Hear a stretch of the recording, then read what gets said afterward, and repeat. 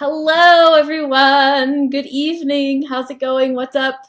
Let us know if you can hear us. We're recording this as a podcast in addition to it being a video. But yeah, we wanted to come on tonight and just see what everybody is looking for. What do you need? What kind of interesting things can we talk about based on what is relevant to your life right now? So we have a series of questions that came in, and if you pop on the live, feel free to let us know your question. We are down to talk about pretty much whatever people are dealing with. So, shall we begin with the first question? Certainly. Well, the first one's about how to find strength and power to leave a relationship that no longer serves you without anger or blame. That's a good one. I don't know. Like, we can address that maybe in a brief form here, but I feel like that deserves a whole video. She's struggling to practice what she preaches about freedom, the individual asking the question. So I would say that's not unusual. It's really easy to see how these patterns and principles apply to other people's lives. It can be really difficult to see how to apply it in your own life. You know, it's one of those things where problems, when you're in them, they tend to feel unique. You know what I mean? When you're thinking about the problem from within the problem, or when you're feeling the way that you feel from within the problem, it's not that you don't know what you're talking about. Like if you're a life coach or if you just encourage personal freedom or whatever, and then you're in a problem and you're finding yourself kind of struggling to implement those things. I don't think it's that you don't know. It's that sometimes when you enter into specific life experiences, it becomes difficult to access all of the resources that you have, because sort of by definition, it's like if I'm, good at performing some physical action or some exercise, and then I drink a whole bunch of alcohol. It's like, it's not that I'm not good at that particular thing. It's not that I'm not an athlete. It's that I'm entered into a situation in which I don't have access to all the resources that I normally would. I guess we would never question ourselves. We would just say, "Oh, I'm just drunk." You know what I mean? It's actually funny. One of the things I used to do when I would go to parties and things and I drink alcohol. I'm fairly responsible about how much alcohol I drink, and I'm also a great big show off and kind of a attention hog. And so my strategy for gauging how much I had to drink was to see if I could do a one-leg squat. And so, you do shots or whatever, have a few beers, and you test your one-leg squat. Then you have a few more, and then you test it again. And about the time I wasn't able to perform the exercise anymore, I knew that I was in bad shape. Didn't stop drinking, but I knew, right, that I was in a certain place. And so I think just to begin with, recognizing that this is not an unusual challenge. This challenge of finding yourself in a situation maybe you've helped other people navigate in the past, and yet the ideas don't seem to be sticking in quite the same way that they do when you're helping other people. That is really a great example, the being drunk. And since this last season of the podcast, we have been talking about relationships. I think we did an episode about breaking up, and the idea has come to me. I was like, how would I do? How would I fare if we broke up? What would that be like for me? Would I be able to access the tools, or would it be like, would I crumble? Would I have like a really major breakdown? And I think it has everything to do with the states I allow myself to enter into. Because when you're drunk, you're different than when you're sober. When you are in a stance of being powerful in your self-confidence, in whatever you do for your work, when you kind of like have that solid foundation and you have a few things that you know are going to be fine no matter what happens with the relationship. When I'm in that state, I kind of feel untouchable. I kind of feel like, take him or leave him. I'll be fine either way. But there are states that I can get into, hormonal situations, or, not having exercised for too long, not doing the things I know that make me feel good. And then I feel like, oh my goodness, it would be possible for me to have a really difficult time, or to fluctuate in and out of it. And so I think when it comes to accessing your resources and doing what you know that you want to do, what you believe is the best path for you, I think it's going to have to do with getting yourself in those like prime states. It's like, I got to get in prime state. I've got to see how, I've got to get into my ideal physiological state, mental state, so that I can make the best decisions. Because you don't make good decisions when you don't feel good. You don't make, you'll stay with people, you'll put up with shit for way too long. You will just do a whole lot of stuff that doesn't serve you when you're in a certain state. And from within that state, it makes perfect sense. And anybody else would do the exact same thing. And so I think it's that state management is like, have I been slipping? Have I been allowing myself to kind of put up with substandard, mental, emotional states of being? And is that why I'm in the situation I'm in? And if you are, it's totally okay. Not a big deal. It's just something you have to become aware of to figure out what you want to do moving forward. One thing for me is that it helps for me to be aware of the fact that I'm very vulnerable to shitty ideas when I'm in a low quality state. And ideas, and I think this is the kind of interesting thing. So the actual question was leaving a relationship that's no longer serving you without anger and blame.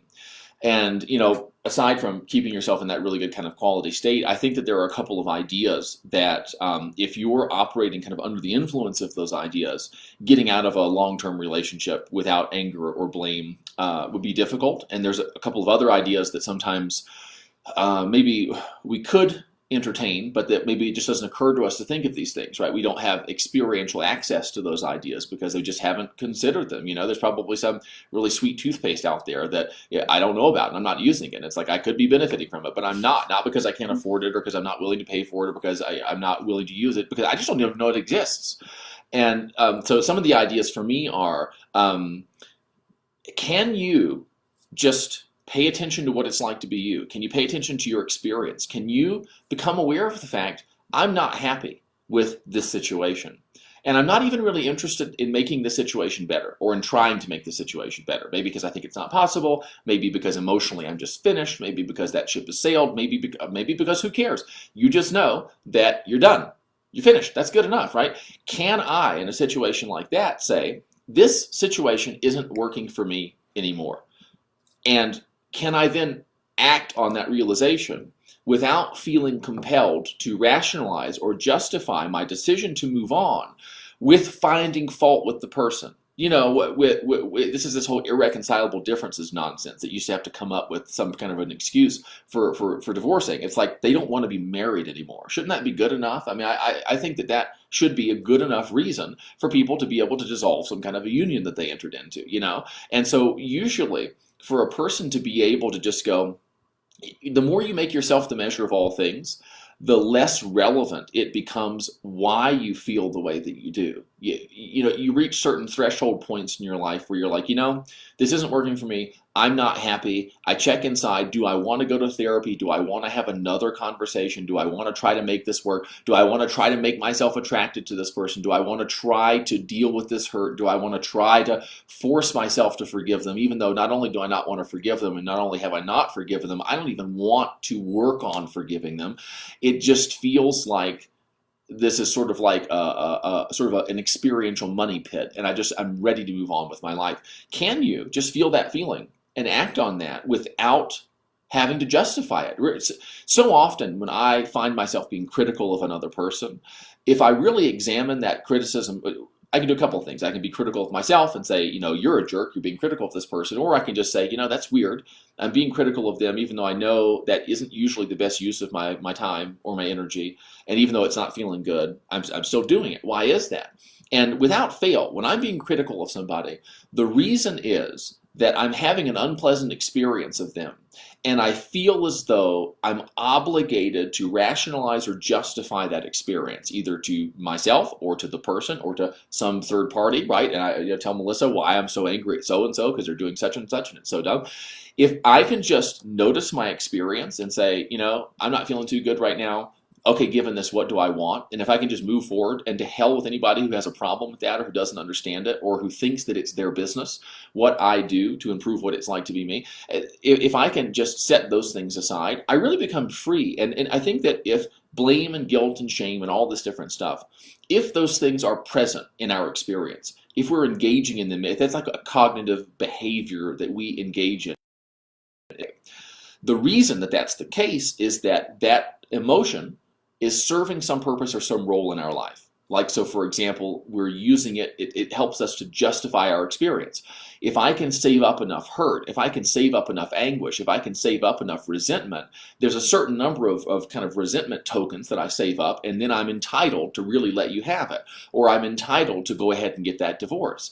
My thing is, why the hell couldn't I just go ahead and get it the first time I realized for certain that that's what I really wanted to do? So to the extent that your personal freedom, and personal freedom is not something that you should have, you shouldn't be freer than you are. It's probably possible for you to be freer than you are. And so then you start saying, okay, so it's not that I need to be other than I am right now. The only question is, I wonder how I could be freer than I am, because that would be more fun for me, because that would be liberating, And so I think that there's probably a number of things, if I were in this situation, that I would do. One is, I would assume that every adversity carries with it the seed of greater benefit. This is wonderful, because one of the things that you're probably going to learn how to do is navigate situations in which you have a skill set that should be helping you, but for whatever reason it isn't.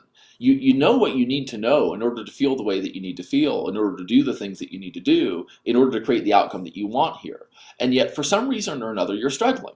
And it's not because you're stupid, and it's not because you're a hypocrite, and it's not because there's something wrong with you, and it's not because of any of that stuff. It's just because sometimes when you're trying to get the TV to turn on, you've got all these wires and plugs and all this different stuff, and you think everything's in the right place, and you don't know that it's not until you push the button and nothing happens. And then it's just time to start taking things out and putting things back in and kind of rearranging things and seeing, what is that the thing that you do where the input's coming through? Like, what's that? The ideas. I would become very aware of your experience, and I would become very aware of the ideas that are contributing to it, because that's probably where that anger, or anger and blame, that's probably where that stuff is coming from. If you were really free to just realize what you wanted to do and then set about doing it, you probably wouldn't bother with any of those other things. And if you are bothering with some of those other things, it's probably because at some level you're not fully free to just realize what's right for you and to take action on it. So if you're patient, you have compassion with yourself, you assume that this behavior, this emotional behavior of fault finding and blame and anger or whatever makes sense in the context in which it's occurring. We can then figure out, what about my experiential context makes me being angry and blaming someone? What makes that behavior make sense? And then it's an idea that says that you're only allowed to get a divorce if you're really hurt by some, whatever. And then you can take that away and notice then that you're free to do what you want to do without having to justify it with negative emotion, or without having to justify it by creating negative emotion in somebody else or something like that. Awesome. I think that covers that one. Good. Go ahead. This next one is really, really good, and we got a couple of likes, so I think it's relevant for a lot of people. How to quiet your mind during turbulent times. Well, first, I would say do the awareness challenge so that you can develop that distance. A lot of quieting your mind is the ability to observe your mind, in my experience, because the thoughts, they just keep coming. They're just like constant flow of chitter chatter in the mind. And so if you're having trouble quieting it, that's fine, and I find that just observing it, finding that quiet place within, that place that isn't the chatter, the watcher part, the background upon which all the chatter is written. Sometimes I'll visualize it as like a whiteboard, and then I just constantly, as part of a meditative practice, I let this invisible hand write all this stuff, all these thoughts on the whiteboard, but I just kind of come in and I erase it. That's one of my meditative exercises I'll do. Or, imagine my mind is, the sky, and all of the thoughts are clouds passing by. One I really, really love is this sweeping. And so it's just like junk, there's just thoughts. Maybe it's visual words, figuring out what modalities you think in is really interesting. Is it pictures? Is it words that flash in front of your mind? I just have this broom in my mind, and it's just constantly constantly just sweeping things away. And so when I'm focused on the sweeping, when I'm focused on the erasing, I'm not focused on the thoughts, I can get into this really wonderful zone where my mind is quiet because I am doing one singular activity. I'm not zooming in on each and every individual thought or trying to chase something or trying to get rid of it. Because trying to get rid of it in and of itself is a frantic activity because it's so constant. But when you can kind of get into a zone where you just kind of move things away, you realize I'm not that. It can come, it can go, it can, you know, do I want it to stay? No, I don't. And I start to feel that choice and option. So those are a few methods that I will use just as I'm meditating in the morning and I'm trying to like clear out the clutter. But the awareness challenge and the ability to notice the background and to be able to see the thoughts in front of me instead of embodying just every thought that flies through my mind, that is a skill. That's like a handstand. That's like doing something that's you can't do naturally, but that you have the capacity to learn how to do. Oh, that's really practical. Oh. You know, I can just go blah, blah, blah for 45 minutes and you can still not have any idea what the hell you're supposed to do. But that's like 7 or 8 really good exercises. The other reason I was kind of really laughing when you said that was because Melissa is so visual that what did you say? You were talking about words and you would see pictures of words. And so for me, when I have internal dialogue, there's a voice in my head going, nah, nah, nah, nah, nah. I think that you have a teleprompter that actually runs across the thing. You don't even talk to yourself, but there's a teleprompter up there that just shows you the words, which I think is really funny. I think... So since you actually gave all the useful information, maybe I'll just sort of just blather on for a moment. Pontificate about it. Why not? Pontificate uselessly for a Dave second. would like you to take your shirt off as well, so you know you could do that too. Well, yeah, maybe we'll save that for the end of the video. That's because these videos tend to run long, and so That's if we true, put that yeah. there. Make you stick around. I think one thing about quieting the mind during turbulent times that would help me, right, is maybe considering the possibility that turbulent times aren't that much different than just regular times. Really. I certainly know that I've had really kind of wild internal dialogue and chatter and all sorts of really not resourceful stuff happening very rapidly in my mind over and over and over again on a regular basis when the world was at ease and everything was pretty much relatively okay. You know what I'm saying? And so I think maybe it doesn't have as much to do with what's going on out there as we think that it does. I know for certain considering the possibility that that might be true, even if it feels like maybe it's not, would be useful. So if I sit and I say, oh God, my mind is just so, oh, da, da, da, but there's these things going on and I can't calm down because maybe it's the idea that there needs to be some kind of connection. Have you ever felt sort of just surreally calm in the midst of a lot of upheaval, a lot of tension, a lot of frustration, things like that? I've had that happen sometimes, and it wasn't something I did on purpose. Most of the things that I do now that are like kind of cool mental tricks and stuff, these are things that I accidentally did. And I said, wait, how the hell did I do that? I mean, it was, in terms of clearing my mind, I had no idea what it was like to have a blank mind until I was in chiropractic school about to graduate, and the most important, most difficult, most intimidating class ever, we had to stand up and do this presentation. And my group naturally selected me to be the guy that was going to be like the MC of our group's presentation. So I had to know everybody's stuff and be able to answer all these questions. Well, I stood up in front of the group at the podium to do the presentation, and all of a sudden I knew what it meant to have a completely clear mind. There was just nothing. There was absolutely nothing there. And I sort of just put a pin in that. And I said, oh, okay, for future reference, this is what it feels like to be completely this is just this is what is it? This is the mind like water. This is that blank thing. This is the, you know what I'm saying? And, I don't know. I didn't at the time, but I should have joked and said, I'm not blanking here. I'm having a Satori experience, And so I think kind of I just became enlightened. Yeah, it's and now I'm going to pass out. Yeah. It's not. It's all part of the awakening process. I think it's just sitting and letting it be totally fine and having a sense of humor about it, right? And I'm always looking and watching for kind of like ridiculous things that I'm doing because I'm doing them outside of awareness. Am I stressing out about calming down? Is my mind running 1,000 miles an hour about how the hell I'm going to get my mind to run 5 miles per hour? Am I resisting the fact that I'm resisting? Am I feeling bad about feeling bad? Am I frantic about frantic feelings? And usually the answer is yeah, because I have found that one of the kind of interesting things about negative emotion and negative self-talk, really, for that matter, is that it usually has to have like a wingman. And often if I'm feeling worried, it really helps to kind of perpetuate and exacerbate that worry process. if I can also worry about the fact that I'm worried. I'm worried about what's going to happen tomorrow, and I'm also worried about the fact that I'm up worrying rather than going to sleep. And if I can just search for somewhere in my experience just to let something be a little bit more okay than I'm letting it be right now, or consider the possibility that it's okay, even though it really feels like it's not, usually that is what it actually means to kind of move in the opposite directions. So often what happens is I'm freaking out, and I say, oh, gee, I gotta stop freaking out. And my efforts to stop freaking out or to kind of diminish the intensity of the freak out, it's actually going in the freak out direction. And sometimes it's really hard when you're kind of in the midst of that to figure out how to actually practically go in the opposite direction. How can I want to feel other than I do without resisting the fact that in this moment and for this moment I feel exactly the way that I do? Can I really set an intention to, rather than trying to calm my mind, maybe I can try and let it be more okay that my mind is as frantic as it is.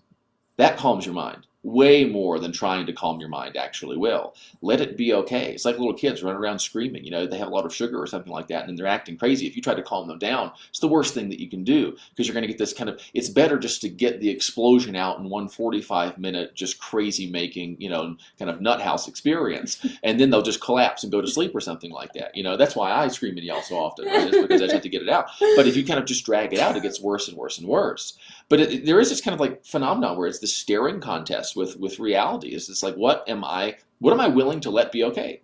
How much am I willing to let be okay? What am I willing to not let be okay? Because that's what I'm willing to suffer over. So I think as you kind of just study that and finesse the whole mind thing, you might find that you get some really interesting responses. Maybe you don't need to calm your mind down. Oh, that feels kind of good. I just kind of relaxed a little bit even thinking about that. Maybe it's fine that your mind is as frantic as it is. Oops, a little bit less frantic. It's kind of neat. You gotta think faster than you think. You know what I mean? That's the trick. Next. Yes. This is my favorite one. Thank you, Tony Jefferson. This is an excellent Tony, one. good question. The mecanics of conspiracy theory phenomenon. Can you do it? Will you do it? I don't know. Maybe we'll reference it somewhere else. I even forgot what it was. But okay. Steve gave the funniest spontaneous answer to that question earlier, Tony. It was so funny. It's a really good question, though. So let's actually. Yeah. Okay. Well, we'll do it for serious, and then maybe we'll show you the funny one later. I think a couple of things happen. I think one is there are what you would call maybe conspiracy theory hobbyists. These are people who they just love it. And you can tell their eyes light up when they're talking about it. And the more kind of macabre and perverse and grotesque the gory details of the conspiracy is, and what they are really doing behind the scenes, the more kind of turned on the people become by it. Because it just becomes kind of a source of entertainment for them. That's kind of like the cynical thing. These are the people who are conspiracy theorizing like 24, like nonstop. Do you know what I mean? I do think that there's also probably a sense that there's comfort in having a feeling that you know what's really going on. Well, we think that it's a virus going around, but actually what's happening is this, and this may be way worse, right, than just what the official story is. But when you're in kind of an uncertain kind of situation, a lot of people, uncertainty pushes them way up to their emotional threshold. And now, what the hell do I know? It's very possible that something that's been labeled as a conspiracy theory is true. I'm not sort of in principle opposed to that idea, but I also know that 99% of the wackadoo shit that's out there is in fact wackadoo shit, right? It can't all be true, because a lot of these conspiracy theories are running in sort of polar opposite directions. Can it be aliens and lizards and whatever else you want to be? Can it be all of that stuff at the same time? I don't think so. So somebody's wrong, and they're crazy, and they're really, really sure about the thing that they're crazy wrong about, right? And so we know that's a thing that happens. So how do you explain the fact that there are people who create inside themselves a sense of absolute certainty that something completely wild is going on, in spite of the fact that there seems to be relatively little evidence that that's the case? And I think, one, you create a psychological motivation for the person to become certain about it. So, for example, if I'm very uncomfortable with uncertainty, then I'm going to probably be psychologically predisposed to give a lot of, to be very kind of gracious in how I evaluate facts that are kind of fed to me that seem to provide me certainty about something that's really happening. That's a very comfortable feeling. And this is again something I don't want to seem like I'm against a particular thing. It's just that no matter what you believe, if what you believe is kind of wild, right? Aren't there other people who believe equally wild things, but that are radically different from the wild things that you believe? And maybe you're right. Maybe that's true. But still, we have to account for the fact that there are people who are just as certain as you are, but who perhaps aren't as right as you are. That's an interesting thing. How does that happen? Sometimes people will tell me about conspiracy things that they have going on, and the truth is I don't know if what they're saying, because I'm very comfortable not knowing about most things, because a lot of stuff just doesn't interest me, and so the idea that I don't know what the government's really doing doesn't really trouble me, because it's like I wouldn't know, you know what I'm saying? And I probably am not going to find out by becoming obsessed with it. I'm probably just going to collect a lot of information that doesn't really tell me anything that I can do in my daily life. But sometimes people will sit down and say, here's some facts, and here's this, this, and this, and this, and this, and here's the conclusion.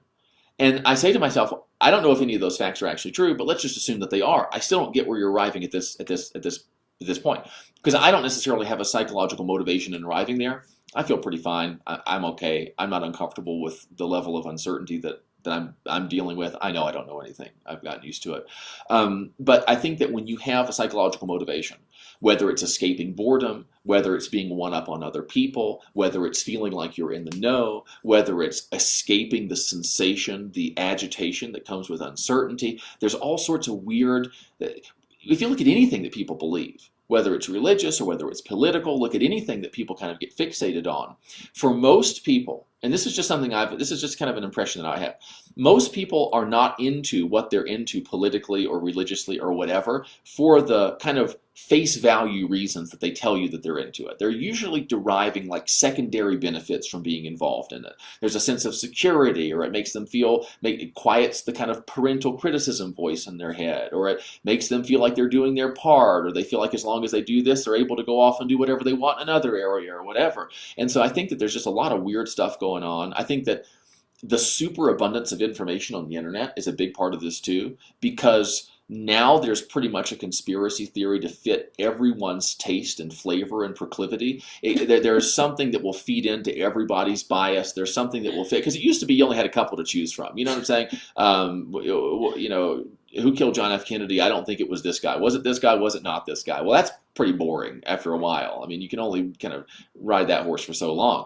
But now, holy shit, I don't know if you guys have gotten on the thing before, but we have aliens that are doing stuff. We have interdimensionality. There's actually the queen is a lizard wearing some kind of a latex face mask, not a very good one. There's all these kind of strange things that are going on. And so doesn't really matter what you're into. It doesn't really matter what your kind of level of credulity is. It doesn't really, there's an entry point for everyone too. The pharmaceutical industry is running a cartel, and they're making the and it's kind of like, maybe that one's kind of partly true.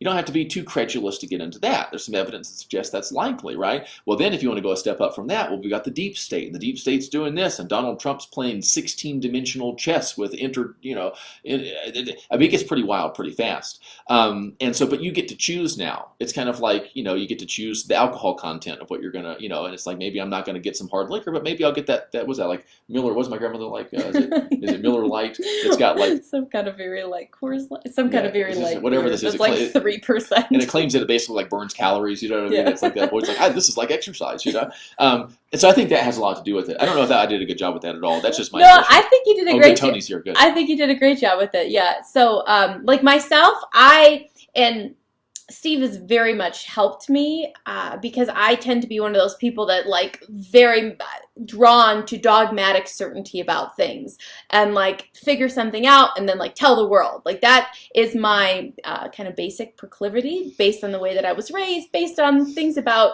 who I happen to be, my personality. I'm very drawn to things of that nature. But I guess I've had my worldview that I was so certain about, and I was like, yes, this is it. This is the thing that everyone must do.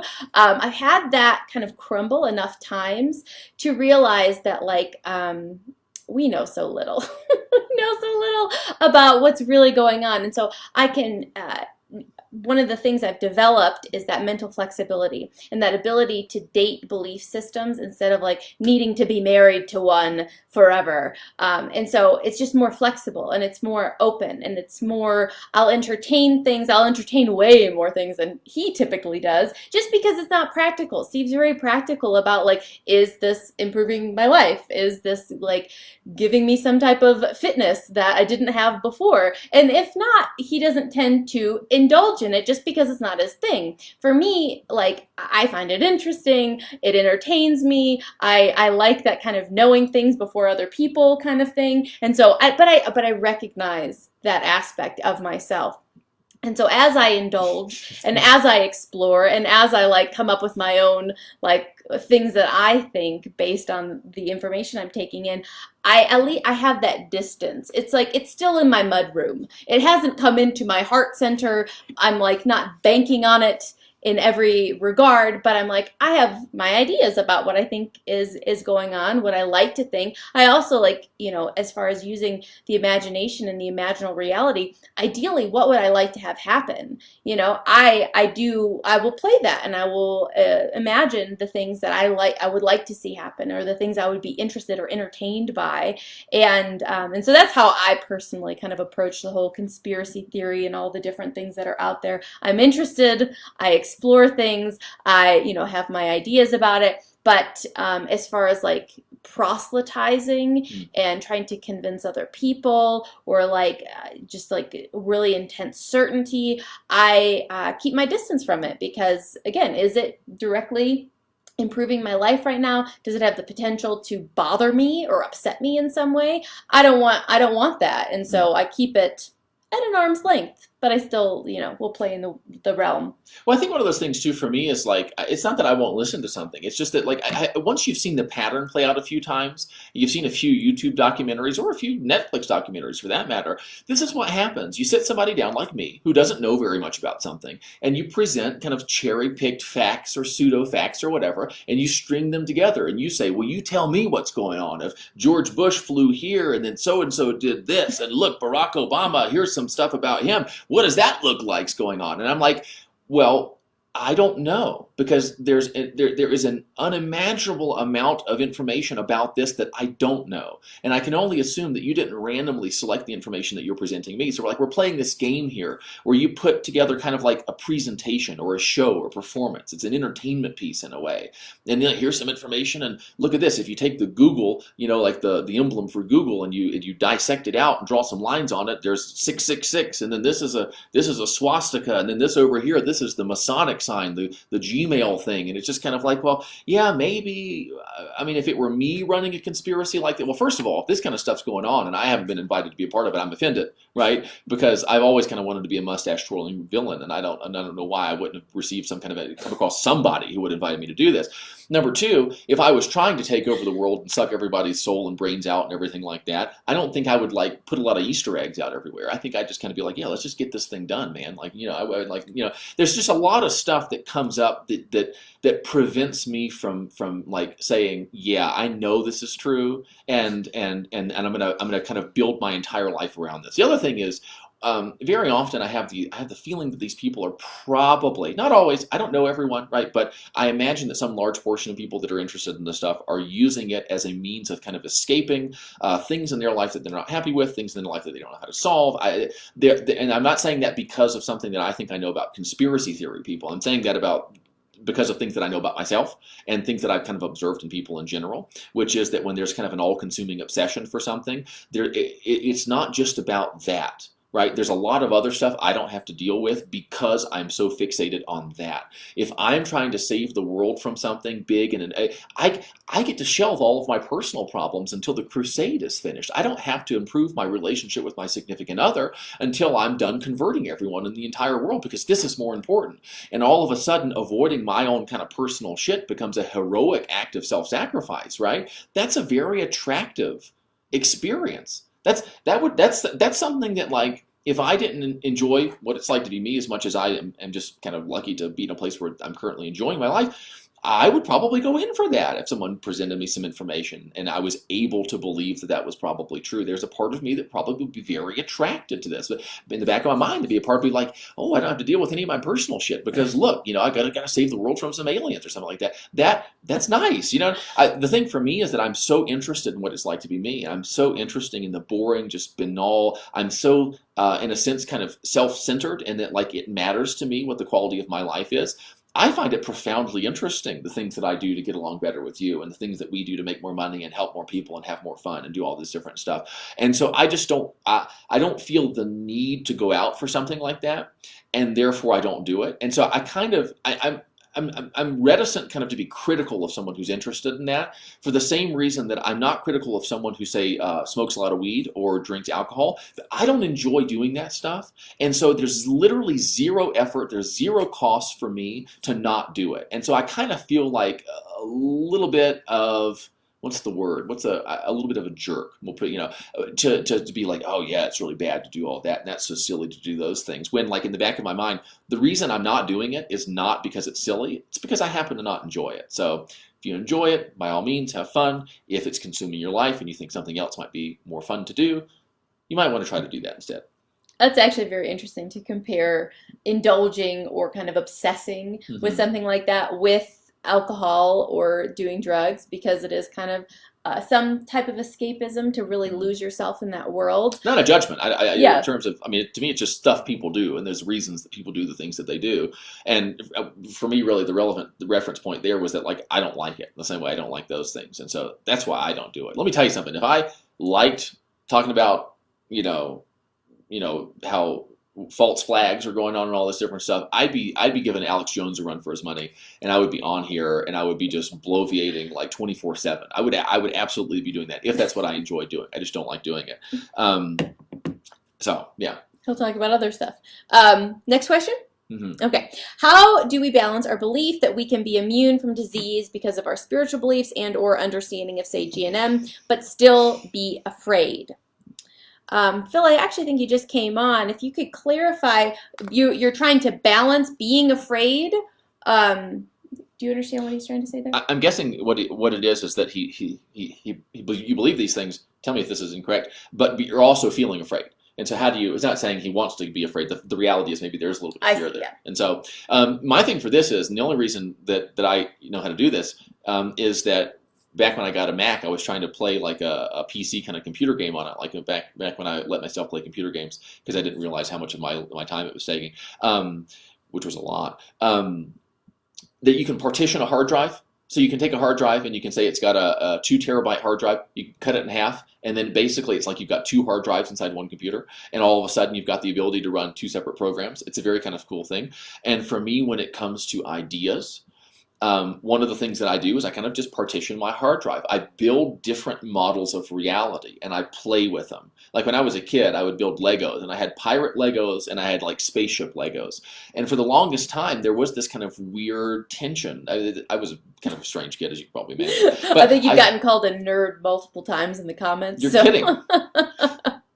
Well, you know what? I can't even be upset about that because it's so accurate. But I would feel weird. I had the pirate ship over here and the spaceship over here, and those worlds didn't mesh, And I don't know why I tell you this crap, but hopefully maybe it'll help someone kind of get what I'm talking about. And it took me a long time to figure out and it wasn't until I became aware of belief systems, I became aware of models of reality, I became aware of the fact that like ideas are a thing that I entertain, and then I try this idea on, I think from this idea, I think from this kind of perspective, I tried this one on, I think from this perspective, that I began to realize, my mind, my brain, although I can kind of commit it over to one thing, am I going to go, one of the things for me is like, whose exercise philosophy am I going to believe? Am I going to go with Pavel, or am I going to go with the gymnastics guy? And because they're very just different approaches to doing something.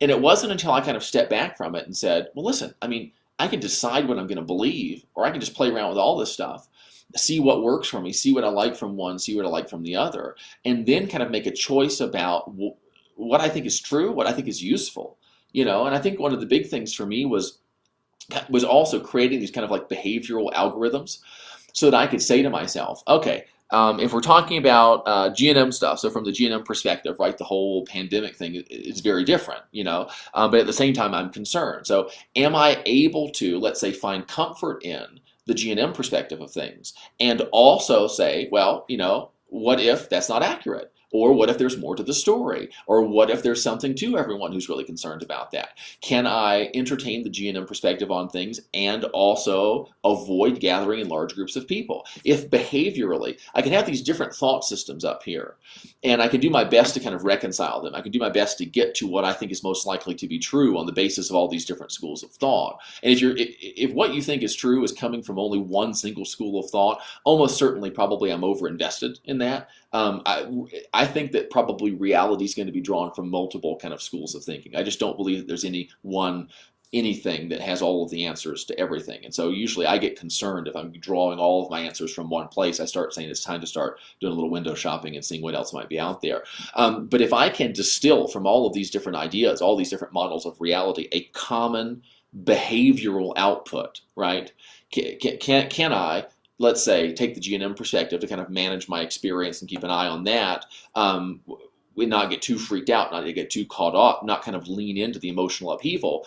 But can I also adhere to, what is everyone talking about? Social distancing. What is everyone talking about? Avoiding large groups of people. I guess that's the same. What are the other things? There's a bunch of crap you're supposed to do. Wash your hands. I mean, if I can kind of distill down from my different thought systems, ideas or patterns of behavior that make sense in light of all of them, that aren't inconsistent with any of them, then I'm very comfortable doing that. That's one of the things I like to do in my coaching with people is somebody's worried that their spouse might divorce them. But we don't know. That is, in a sense, unknowable information at this time. And so I'd like to say to this person, okay, let's imagine that they do divorce you, and let's imagine that they don't. Let's imagine that they're cheating. Let's imagine that they're not. And let's right now, begin to put together a plan of action that makes sense in context, regardless of which of those things is going to be true. What's going to prepare you to move forward kind of most productively, regardless of what the unknowable fact actually turns out to be. I find there's a lot of comfort in that because my mind stops worrying that there's something I'm not doing because I settled with the wrong idea. Yeah, I think that's pretty good. And that's kind of one of the nice things about G&M too, is that you don't have to refrain from any kind of nutritional stuff, as far as I can tell. I mean, maybe perhaps a lot of people do because they get really kind of regimented and kind of like dogmatic about it or whatever. But you can you can practice the G&M stuff, and you can eat a certain way. You can practice conventional medicine. I mean, I don't see any reason why a person wouldn't be able to do all those different things if they wanted to. And again, that's freedom. Right? It's not like a certain kind of religious beliefs. It's like if you're going to go really all in on an orthodox religious belief, sort of for the most part usually precludes also going all in on orthodoxy in another one. I don't really accept that. I prefer to kind of have a toolbox of ideas of all different brands so that I'm most likely to have one that I need when I need it. Awesome.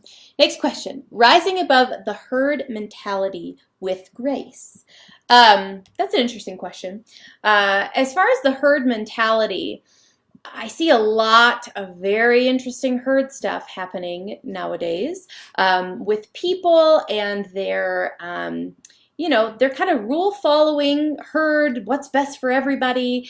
And I understand the inclination to do that, but I also see the importance of the individual. And that's kind of my whole thing that makes the most sense to me, is what is best for the individual, because there is no group without individuals. And to bust out of a herd mentality, I think it's zooming in on you, on your own personal experience and what is best for you in this situation. Sometimes that does include, your family, which is kind of your little herd, your community, your extended herd, whatever goes on in your business, whatever you do for work, where it's beneficial for you to take other people into account. But I think first and foremost, it's like, am I filling my own cup? Am I doing things for other people at the detriment of myself? Am I sacrificing myself? I believe that self-sacrifice is not a virtue.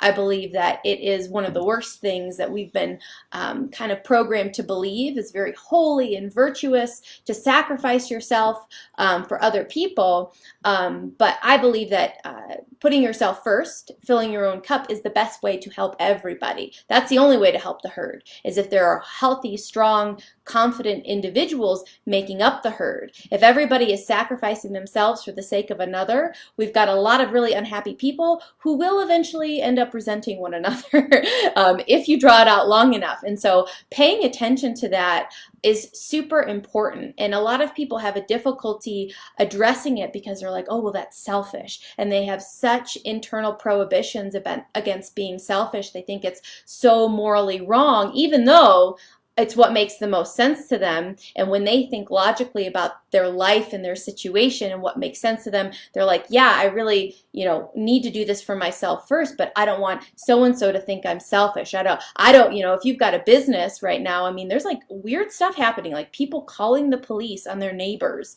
for what they believe is breaking the rules. Like, I can't go to work. Well, you better not be able to go to work. I mean, that kind of stuff is, look at your life, look at your own individual situation. Are you sacrificing yourself for the sake of someone else? And that's what, a lot of people are doing. They believe that that's the way to end the spread. But is that necessarily true? Is that serving you? Is that causing other issues in your life? I've been seeing a lot of posts about, like, what's an essential worker? Isn't it essential for me to feed my family? If I have a job and it provides money, that would make my work essential for me. And, we're in a very interesting time. I think there's a lot of ideologies. A lot of people believe very different things about what's right and what's wrong, and their kind of internal morality, and they're trying to push it on other people, and then we legislate it. A lot of interesting stuff. So I think for myself, the way I avoid a herd mentality is to zoom in on my own life and my own experience and figure out what is best for me. One of the things that's interesting to me is how sneaky the herd mentality is, that I to the extent that I'm kind of an independent thinker, the notion of herd mentality tends maybe not to bother me quite as much as it might otherwise. But there's this part that, like, as soon as I become an individual, what do I want to do? I want to get as many other people thinking individually too. And there's this kind of strange meta application of the herd mentality that can happen, where as soon as I have an idea, as soon as I don't know, I discover Ayn Rand, and the next thing you know, I'm trying to make it so that Ayn Rand's required reading at all elementary schools. It's kind of a weird sort of paradoxical thing. One of them, for me, is just noticing whether and to what extent my internal state seems to be pulled or swayed by things that are going on around me. And one of the things that helps me a lot too is, especially if you're kind of if you have the sensation you're sort of waking up, that you're coming around to ideas that maybe that are benefiting you, that maybe your friends and family are not aware of, or maybe are resistant to, or whatever. It helps me a lot to remind myself that I don't need anybody else to understand what I understand in order for me to benefit from my understanding of it.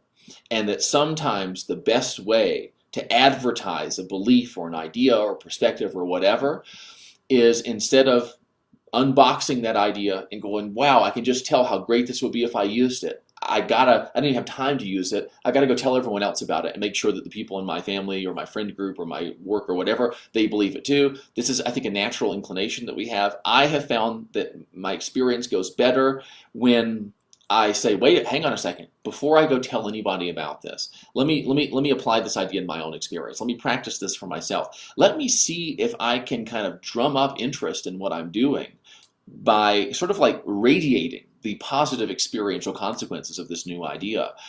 I like to really dive I don't think it's the right way to do it, it's just what I like to do. Really just dive super deep in the application of an idea and let interested others come to me and ask me what I think about it. Or come out in kind of an open offering context like this and say, here's one way of talking about thinking about it. Here's something I found useful. Here's an idea that's helped me. And then just kind of let people come, because I feel like one of the big things in the exchange of ideas that's really important, and in the market, kind of like in the economic markets, I think it's important, is the notion of consent.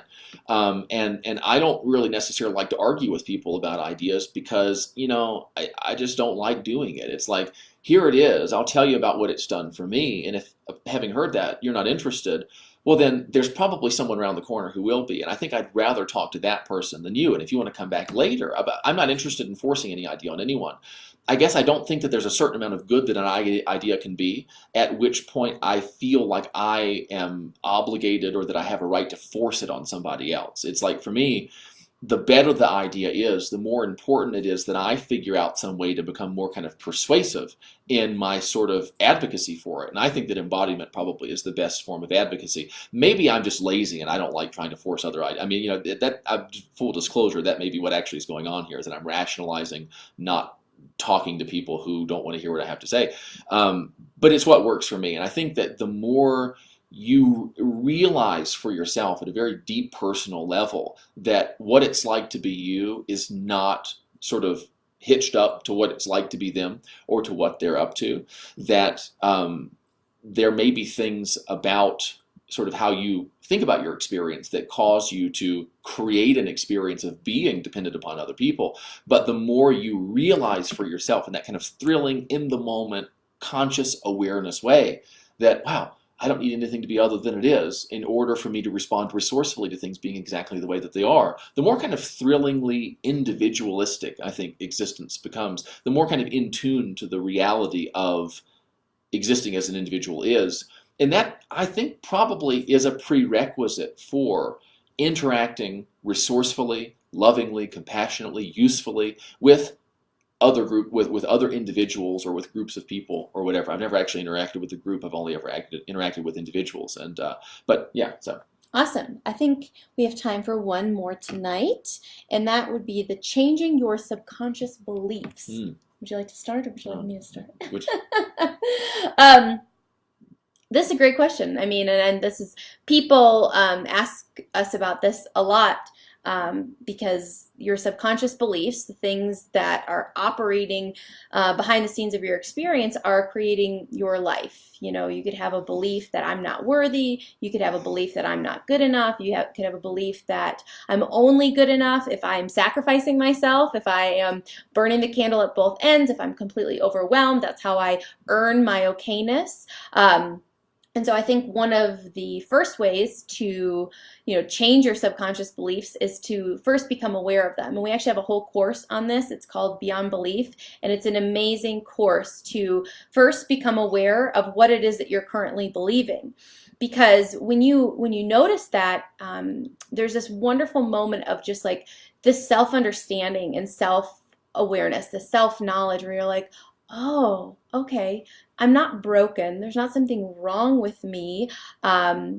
I just believe certain things based on early life experiences that were highly emotional and repetitive, and so when it comes to reprogramming beliefs, highly emotional and repetitive, putting new things on your radar, implementing, deciding what you want to believe. And a lot of that is, again, looking at the beliefs that you currently have, and figuring out how it's going to work for you to implement and implant a new belief. And there are a lot of processes in that course for helping you to install basically a new belief on your mental software, so that you can start seeing the world through new lenses. You can start believing different things about yourself. Instead of I'm unworthy, I am worthy. Everything does work out for me. People are pretty much good and they want to help me and they're on my side instead of everyone's out to get me. I had a thought earlier today just about judgmental people, or people who are like assuming the worst. They assume everybody else is that way too, because they are. And when you start seeing, oh my goodness, not everyone sees the world this way. Not everyone experiences these things in the same way because they have different beliefs than I do. And getting around people who believe what you want to believe. If some of the stuff we talk about is interesting to you, you're like, wow, I would like to see the world in that way. get around us. I mean, watch our videos on YouTube, enroll in some of our courses, or coach with us, because it's like, get around people who believe what you want to believe, and their way of thinking, you begin to adopt that and you implement that. That's another way to change subconscious beliefs. You see someone else who went from having problems, being insecure, feeling, unworthy or unable to create the kind of life that they wanted, and they figured out a way to do it. And it's like, oh, if they could do it, I could do it. And you kind of pick up and adopt their way of thinking you try on. You just say, oh, let me see if that works for me. Let me see if that works for me. And that's what we do in all of our programs and courses. We have a new thing that we do on Sundays called the Ever Better Life Club, where we offer this awareness challenge and tons of different ideas, tons of new ways of thinking, tons of new beliefs that you can introduce into your consciousness to try on and say, oh, does this work? Does this work? Does this work? Deepening that self-knowledge and that self-awareness. So you guys are invited to that. It's every Sunday at 5 p.m. Pacific time, and it's a Zoom call, and so I can share the link with you after this if you want it. We've been doing it free for now, just because of all the weird stuff that's going on, and it's really fun to get together a group of people on Sundays to talk through these things. But yeah, if that is a wonderful way to reprogram your beliefs, is get around people who believe the stuff you want to believe and figure out how they think about the world and themselves. One of my favorite things to do, rather than sort of teaching a person to believe a particular thing or to not believe some other thing, I like to show people how to interact resourcefully with beliefs. I like to, so instead of saying, listen, because this is a very familiar thing that human beings do. In personal growth, maybe you get more people who are saying, okay, listen, I'm going to install these beliefs in you, and then your life will be great. Before that, or in certain religious, no one says, oh, here are the beliefs. They say, this is the way things are, right? And then the world tells you, this is the way things are. Your parents probably didn't say, well, I believe this and I believe that. They sat you down and they said, this is the way things are. That's just the way it is. And what I really like to do for a person, because so much of the work that I do is around awareness, because I find that awareness is the way that you can kind of plunge deep into the kind of creative process, instead of doing what Neville Goddard talked about, this futile rearranging of surfaces. And for a long time, I felt like that's what my sort of personal growth stuff was. I sat around and I said, well, what do I think I believe? Well, do I believe that I'm not good enough? Well, yeah, that sounds about right. It makes sense, and all this different. It was all a very kind of surface level cognitive exercise, where I was sort of hypothesizing things, and I was conceptualizing, well, what's a belief and where is it? What does it look like? And all this different stuff. And it didn't really change much about the moment to moment reality of what it was like to be me. When I sat down and I did my personal growth work, I felt, like I was a student, like I was doing a good job. I was doing what, Napoleon Hill said I needed to do to be successful, or this is what Tony Robbins is talking about doing, and this is going to get me there. And I got a sense of kind of, okay, I'm making some progress here. In the same way that you get if you've never exercised before and you do like some kind of exercise, it doesn't really matter how effective it is. You're kind of like, I guess that's about what you're supposed to do. I guess this is what someone in my position should be doing to move in the direction that they want to go. It never really, though, made a change. As soon as I stopped doing the personal growth work, I went back to life, and I was exactly the same way. I got all pissed off about things, or I felt insecure about stuff, or I talked to you like I was an idiot, like I didn't know that I was going to get a response I didn't want, and I was going to blame you for giving me a bad response to a stupid way of communicating. Like, it was like I had 15 minutes of personal growth time, and it didn't permeate into my consciousness. It didn't really generalize to the rest of my experience. So that's why I'm so into this awareness stuff, because it's this ability to see what you're doing as you're doing it, and to see the consequences of the things that you're doing as those consequences are occurring. You don't have to believe anything about beliefs if you're aware of the manner in which beliefs are impacting the present moment reality of what it's like to be you, because you're watching your experience, and you're just aware of stuff that's going on in your head, stuff that's going on out here, the interplay between those things, and you go, oh, what was that? That's interesting. Something just happened there. There was a change in my feeling. There was a voice in my head. There was an idea. I just made a picture. You don't need me to tell you that you're making pictures. If you develop awareness, if you're making pictures, you'll see yourself making those pictures. If you are constantly telling yourself that you're not good enough, or that you can't make money, or that you can't be happy, or that it's not okay to be happy, it's not okay to feel good, it's not okay to desire the things that you want, whatever. Like, I could sit here and say that that's what your problem is, and you'd believe me, or you'd say I was crazy, right? But then what difference does it make if I tell you something? It's the ability to see it for yourself that's going to really set you free. And that's kind of what I'm interested in. And so when it comes to like the Beyond Belief course and stuff, rather than saying, here's what you believe this instead. Well, that to me is kind of like, maybe it's better, but what if you could actually learn how to notice beliefs and how they operate in your experience? Because, like, I don't know about you, but when I'm believing something, I don't say to myself, I believe that I'm not good enough. I believe that I'm better than everyone. I believe that only I know how to live life. Like, that's not how it works. The belief, it's more, the way that this worked for me was that I started watching what it was like to be mean. I was maybe irritated or I was frustrated or whatever. There was a feeling. I was grumpy about something. Maybe we were going to be, I don't know, hanging out with some other people. You had set up some kind of a date where we were going to hang out with somebody, and I was kind of miffed about that or something. And I would notice myself feeling miffed, and I would go, that's kind of strange. It's like, well, I actually like hanging out with you, and I kind of like the people that we're going to be hanging out with. Like, what's the deal here? So I noticed something that was happening in my experience. This was an empirically observed, right? This is like a phenomenological reality, which is to say, I didn't read a book that said I was feeling pissed. I was feeling pissed and I saw it. I didn't need you to tell me. I saw it for myself. I knew what was going on in my experience. I was aware enough to catch it because I'd been meditating, whatever. And then I started saying, well, that's a weird experience. Why am I having that experience? I wouldn't think that I'd be having that experience given the way my life is going. Things are pretty good right now. Why am I resenting you? I don't think that you've done anything wrong, but that's interesting. There's some resentment there. Now, for a lot of people, what they do, if they haven't given themselves permission just to be feeling however they're feeling, if they notice a feeling inside and they don't yet feel as though they have adequate justification for feeling that way, I'm resenting you. And I sort of notice that I'm resenting you, but it's like you haven't done anything egregious enough for me to confront you yet. So I'm going to pretend like I don't know that resentment's there. And what I'm really doing is I'm storing up and I'm saving up and I'm waiting for you to misstep and I'm waiting for you to do one more thing and I'm saving up some stamps so that I can cash in.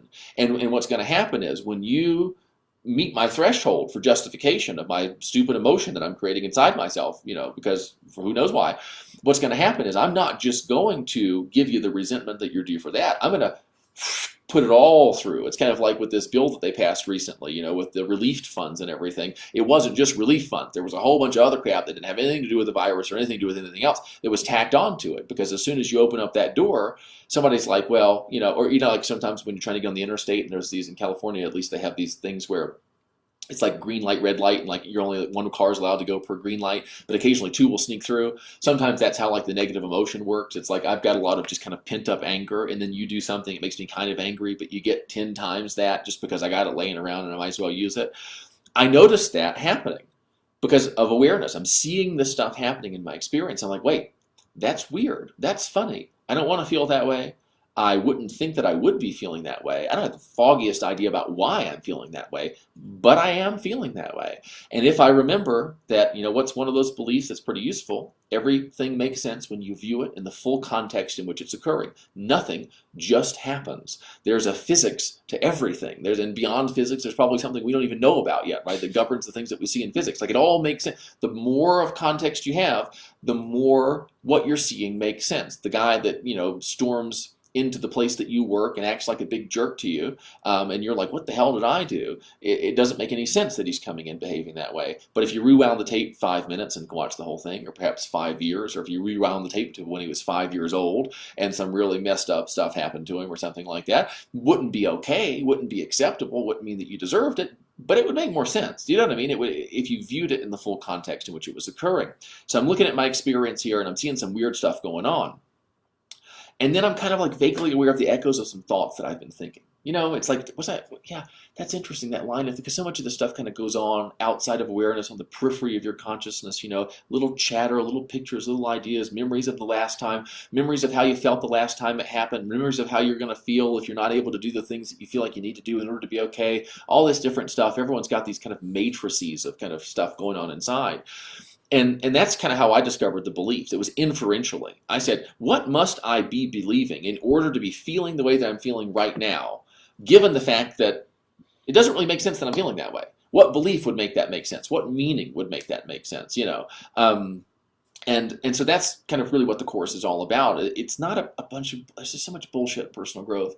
I'm sorry, maybe that's negative. Maybe I shouldn't say that. I don't know if that bad. Is that unspiritual? Is that sort of, I see so much stuff, and it's probably well-meaning, and it's from people who are probably helping people in their own way or whatever, but it doesn't make any sense to me at all. And it's totally inconsistent with my experience. And a lot of it, I don't even think it means anything, a lot of these words. But like when we talk about awareness, we might not do a good job explaining it all the time, but like it means something. When we talk about a belief, like we're referring to a real specific thing that we noticed in our experience, right? And that we noticed that was influencing us and stuff like that. And then we kind of do our best to describe that in a way that makes it so that you have something kind of like a guide that will allow you to look in your own experience and kind of confirm or deny, kind of verify what we're talking about. See if in fact there's a there, see if there's something going on. And then, if there's enough to kind of pique your interest, we start developing your awareness, because my awareness is not going to help you. I mean, indirectly, maybe I'll share something with you that you'll find interesting, but it's not going to penetrate into kind of the depths of your experience and the depths of the creative process that's generating what it's like to be you, like the quality and the character of like the sensation of existence that you have. That's something that kind of you have to do for yourself. And that's something that only you would really want to do for yourself. And your awareness is more valuable to you than my awareness could ever be. And so rather than trying to shove a bunch of ideas on you that I discovered as a result of my own kind of awareness work, what I like to do is to try to share ideas with you that are kind of try to create a chain reaction of awareness activation inside you that will then allow you to sort of discover this stuff for yourself, because it's the discovery. Really, it's not necessarily what's discovered, it's the process of discovering that is really valuable. That's the thing that kind of awakens in you, this capacity to respond really resourcefully to what's going on. So when we're talking about dealing with subconscious beliefs, unconscious beliefs, other than conscious beliefs, pre-conscious beliefs, whatever you want to call them, I really think the one thing we don't want to do is we don't want to talk about it as though it's something other than us.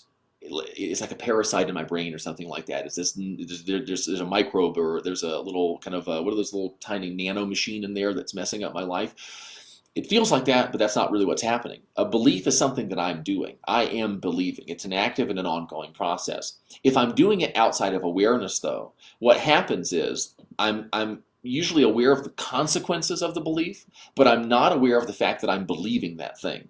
I can believe all sorts of things that don't serve me. When I say that I can believe it, I'm talking about whatever goes on inside you when you believe something.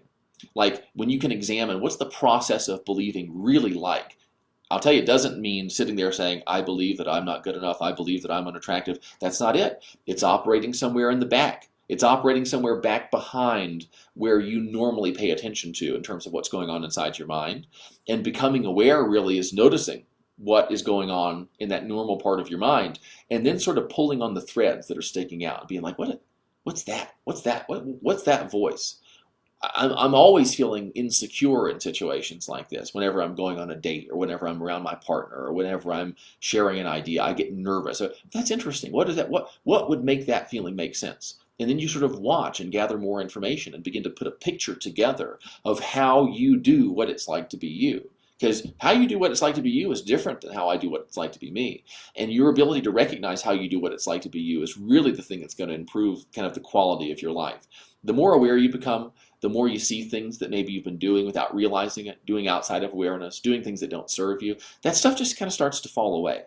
And there are some things that you can do in addition to becoming more aware. But until you really start working on the awareness stuff and the observing it and the not resisting what you see as you're watching, as you're becoming more aware, that stuff's probably not going to help you. You got to know how to get to the area first. You got to find where the problem is, and sometimes just finding it solves it.